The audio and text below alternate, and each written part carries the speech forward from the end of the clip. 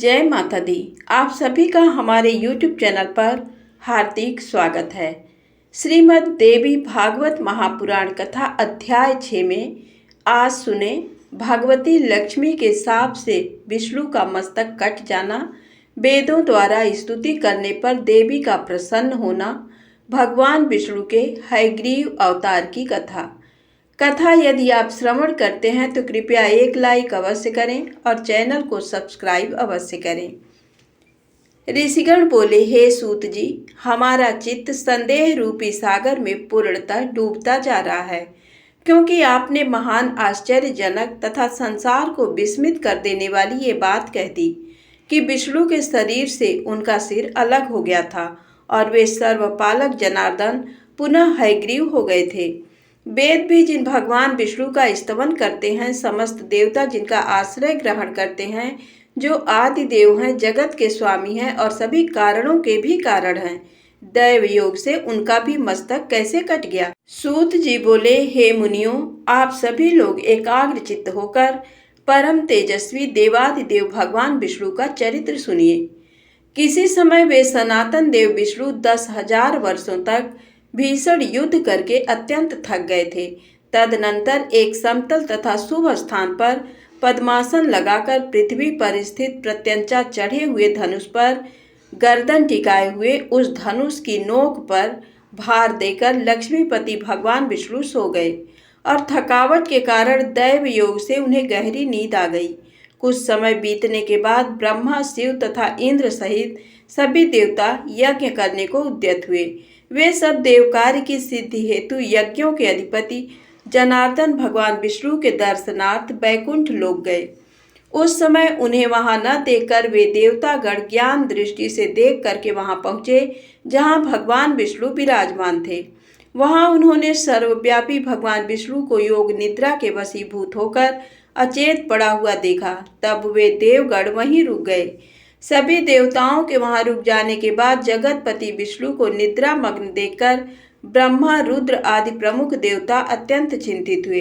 तदनंतर इंद्र ने देवताओं से कहा, हे श्रेष्ठ देवगण, अब क्या किया जाए। हे श्रेष्ठ देवताओं, अब आप सभी ये विचार करें कि इनकी निद्रा किस प्रकार भंग की जाए। तब शिव जी ने इंद्र से कहा कि इनकी निद्रा का भंग करने से महान दोष लगेगा, किंतु हे श्रेष्ठ देवगण, यज्ञ कार्य भी अवश्य करनी है। इसके बाद परमेष्ठी ब्रह्मा जी ने पृथ्वी पर स्थित धनुष के अग्रभाग को खा जाने के लिए दीमक का सृजन किया। उन्होंने सोचा कि दीमक के द्वारा धनुष का अग्रभाग खा लिए जाने पर धनुष नीचा हो जाएगा, तब वे देवादिदेव विष्णु निद्रा मुक्त हो जाएंगे। ऐसा होने पर निस्संदेह देवताओं का संपूर्ण कार्य सिद्ध हो जाएगा। अतः सनातन ब्रह्मा जी ने दीमक को इस कार्य के लिए आदेश दिया।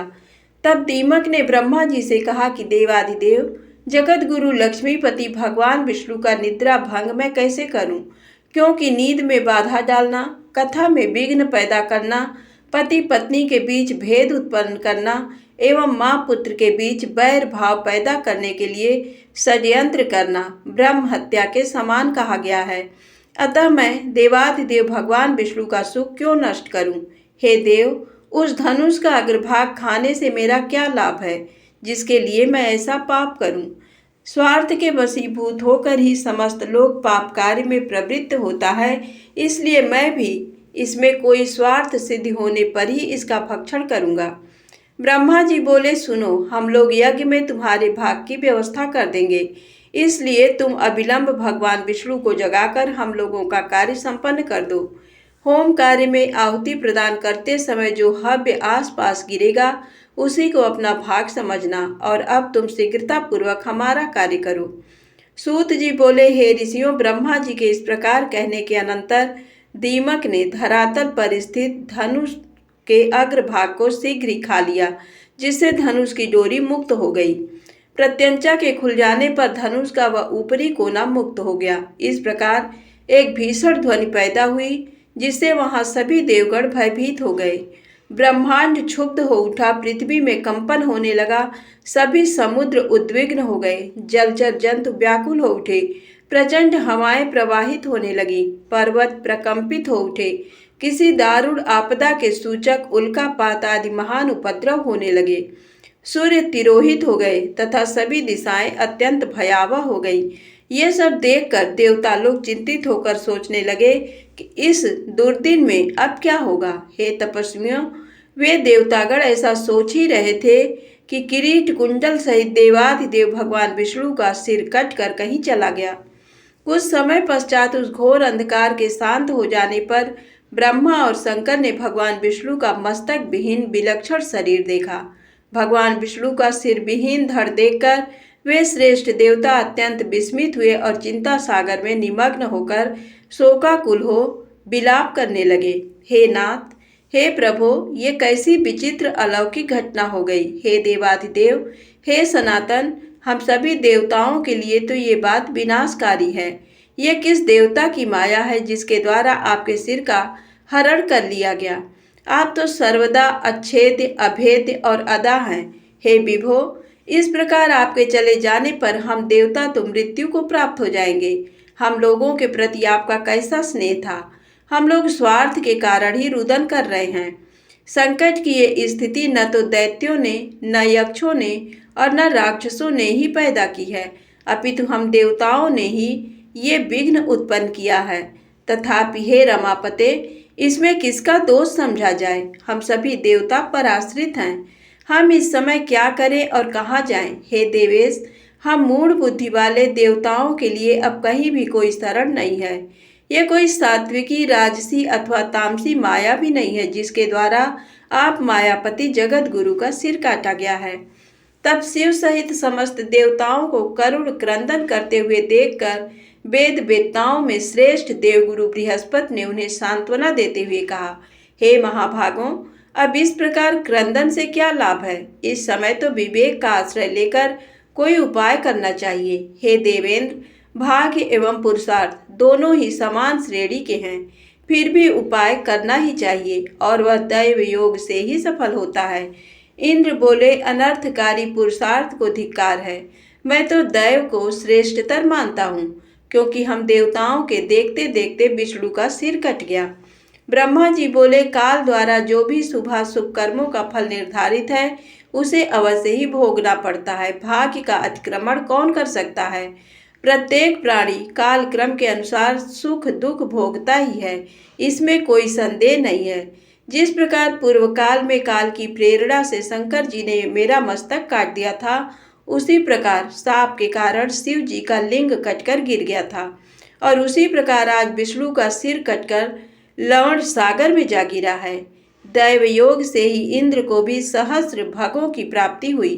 उन्हें दुख भोगना पड़ा। वे स्वर्ग से च्युत हो गए और मानसरोवर के कमल में रहने लगे। इस संसार में जब इन महाभाग देवताओं को भी दुख का भोग करने के लिए विवश होना पड़ा, तो फिर दुख भोगने से भला कौन वंचित रह सकता है। अतएव आप लोग शोक का परित्याग कर दें और उन महामाया विद्या रूपा सनातनी ब्रह्म विद्या तथा जगत को धारण करने वाली देवी का ध्यान कीजिए, जिनके द्वारा ये चराचर संपूर्ण त्रिलोक व्याप्त है। वे निर्गुणा परा प्रकृति हम लोगों का समस्त कार्य सिद्ध कर देंगी। सूत जी बोले, हे मुनियों, देवताओं से इस प्रकार कहकर ब्रह्मा जी ने कार्य की सिद्धि की कामना से अपने सम्मुख सशरीर विद्यमान वेदों को आदेश दिया। ब्रह्मा जी बोले, आप लोग समस्त कार्यों को सिद्ध करने वाली पराम्बा ब्रह्म विद्या सनातनी तथा निगूढ़ अंगों वाली महामाया का स्तवन कीजिए। उनका ये वचन सुनकर समस्त सुंदर अंगों वाले वेद जगत की आधार स्वरूपा तथा ज्ञान गम्या उन महामाया की स्तुति करने लगे। वेदों ने कहा, हे देवी, हे महामाये, हे विश्वोत्पत्तिकारिणी, हे शिवे, हे निर्गुणे, हे सर्वभूतेश, हे शिव कामार्थ प्रदायिनी माता, आपको नमस्कार है। आप सभी प्राणियों को आश्रय देने के लिए पृथ्वी स्वरूपा हैं तथा प्राणधारियों की प्राण भी हैं। बुद्धि, श्री, कांति, क्षमा, शांति, श्रद्धा, मेधा, धृति एवं स्मृति सब कुछ आप ही हैं। ओंकार में अर्धमात्रा के रूप में आप ही विराजमान हैं। आप गायत्री, भू, भुवः, स्वः आदि व्याहृति, जया, विजया, धात्री, लज्जा, कीर्ति, स्पृहा एवं दया सभी कुछ हैं। हे अम्ब, आप तीनों लोकों के रचना तंत्र में दक्ष, करुणा से युक्त, सभी प्राणियों की माँ, विद्या कल्याणी, सभी प्राणियों की हित साधिका, सर्वश्रेष्ठ, वाग्बीज मंत्र में वास करने में निपुण तथा संसार का क्लेश दूर करने वाली हैं। आपकी हम स्तुति करते हैं। ब्रह्मा, शंकर, विष्णु, इंद्र, सरस्वती, अग्नि, सूर्य तथा सभी भुवनों के स्वामी आपके द्वारा ही निर्मित किए गए हैं, अतः उनकी अपनी कोई विशेषता नहीं है। आप ही सभी चराचर जगत की माता हैं। हे जननी, जब आप जगत की रचना की कामना करती हैं, तब आप सर्वप्रथम ब्रह्मा, विष्णु, महेश इन प्रमुख देवों का सृजन करती हैं। उन्हीं के माध्यम से एकमात्र आप ही जगत का सृजन, पालन एवं संहार कार्य पूर्ण कराती हैं। हे देवी, आप में संसार का लेश मात्र भी नहीं रहता। हे भगवती, आपके अंतहीन वैभव को जान सकने में देवताओं में कोई भी समर्थ नहीं है। एकमात्र आप समस्त विश्व की माता हैं। आप अकेले ही इस संपूर्ण मिथ्या जगत की रचना कैसे करती हैं? हे देवी, एकमात्र वेद वाक्य ही आपके इस सृष्टि कार्य की प्रामाणिकता सिद्ध करते हैं। हे भगवती, समग्र जगत को परम कारण स्वरूपा होती हुई भी आप इच्छा रहित हैं। अहो, आपका अद्भुत चरित्र हमारे मन को विस्मित कर देता है। समस्त वेदों से भी अज्ञेय आपके गुणों एवं प्रभावों का वर्णन हम लोग भला किस प्रकार कर सकते हैं? हे माता, आप इस देव समूह की भारी उपेक्षा क्यों कर रही हैं? भगवान विष्णु के मस्तक कटने की घटना हमारे लिए अत्यंत आश्चर्यजनक तथा महान कष्टदायक बात है। हे माता, आप जनन रूपी दुख का नाश करने में कुशल हैं। अब हम ये नहीं जान पा रहे हैं कि विष्णु के सिर संयोजन में विलंब क्यों हो रहा है। हे देवी, सभी देवताओं के देवत्वाभिमान रूपी दोष को अपने मन में समझकर आपने ही ऐसा किया है, अथवा देवजन्य दुष्कृत को विष्णु में स्थापित किया है, अथवा विष्णु को संग्राम विजय करने का अहंकार हो गया था, जिसे अतिशीघ्र दूर करने के लिए आपने ये लीला रची है।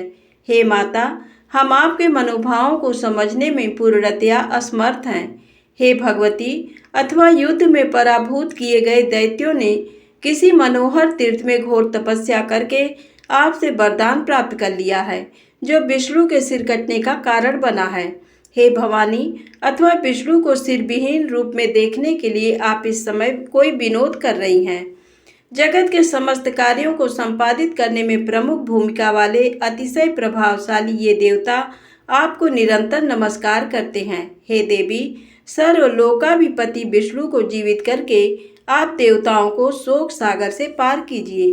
हे अम्ब, भगवान विष्णु का सिर छिन्न होकर कहाँ चला गया, ये हम नहीं जानते हैं, और इस समय इन्हें जीवित करने के लिए अन्य कोई युक्ति भी नहीं सूझ रही है। हे देवी, मृत प्राणी को जीवित करने में जिस प्रकार अमृत समर्थ है, उसी प्रकार समग्र संसार की आप जीवन दात्री हैं। सूत जी बोले, हे मुनियों, इस प्रकार साम गान निपुण सांग वेदों द्वारा स्तुति किए जाने से गुणातीता महेश्वरी परात्परा महामाया भगवती प्रसन्न हो गई। उसी समय देवताओं को सुख प्रदान करने वाले शब्दों से युक्त और भक्तजनों को आनंदित करने वाली आकाश स्थित अशरीरणी शुभ वाणी ने उनसे कहा, हे देवताओं, आप लोग किसी प्रकार की चिंता न करें और स्वस्थ चित्त रहें। हे अमरगढ़, इन वेदों के भावपूर्ण स्तवन से मैं परम प्रसन्न हो गई। इसमें लेश मात्र भी संदेह नहीं है। मनुष्य लोक में जो प्राणी इस स्तुति से मेरी आराधना करेगा अथवा भक्तिपूर्वक इसका पाठ करेगा, उसकी समस्त कामनाएं पूर्ण हो जाएंगी। जो मनुष्य त्रिकाल मेरी स्तुति को नित्य भक्तिपूर्वक सुनेगा, वह सभी दुखों से विमुक्त होकर परम सुखी हो जाएगा। वेदों द्वारा उच्चारित किए जाने के कारण ये स्तुति वेदों के समान ही है। हे देवों, अब आप विष्णु के शिरोच्छेद का कारण सुनिए, क्योंकि इस लोक में बिना कारण और कोई कार्य कैसे हो सकता है। एक बार अपने समीप बैठी हुई अपनी प्रियतमा सागर पुत्री लक्ष्मी का चित्ताकर्षक मुख देखकर भगवान विष्णु हंस पड़े। उन्होंने सोचा कि भगवान विष्णु मुझे देखकर क्यों हंस पड़े। मेरे मुख में विष्णु जी द्वारा दोष देखे जाने का आखिर क्या कारण हो सकता है, और फिर बिना किसी कारण उनका हंसना संभव नहीं हो सकता। मुझे तो ऐसा प्रतीत होता है कि उन्होंने किसी अन्य सुंदर स्त्री को मेरी सौत बना लिया है। इसी विचार मंथन के परिणाम स्वरूप लक्ष्मी जी कोपाविष्ट हो गई और तब उनके शरीर में तमोगुण संपन्न तामसी शक्ति व्याप्त हो गई।